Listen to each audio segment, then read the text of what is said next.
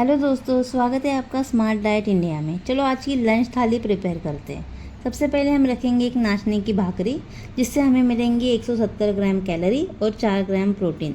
उसके बाद हम रखेंगे मिक्स सलाद, जिससे हमें मिलेगी 30 ग्राम कैलोरी और 1 ग्राम प्रोटीन।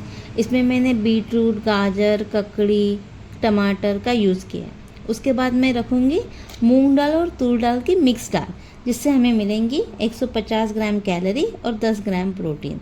उसके बाद मैंने 2 दिन भिगो के मूंग को बहुत अच्छे से स्प्राउट निकाला है। इस स्प्राउट की मैंने सब्ज़ी बनाई है, जिससे हमें मिलेंगी 90 ग्राम कैलोरी और 7 ग्राम प्रोटीन। उसके बाद मैं रखूँगी 1 कटोरी राइस, जिससे हमें मिलेंगे 205 ग्राम कैलोरी और 4 ग्राम प्रोटीन। उसके बाद मैं रखूँगी फ्राइड उड़द पापड़, जिससे हमें मिलेंगे 22 ग्राम कैलोरी और 1 ग्राम प्रोटीन। तो दोस्तों, आज की लंच थाली तैयार है। इस बैलेंस थाली को हम आउट ऑफ 10 9.4 मार्क्स दे सकते हैं।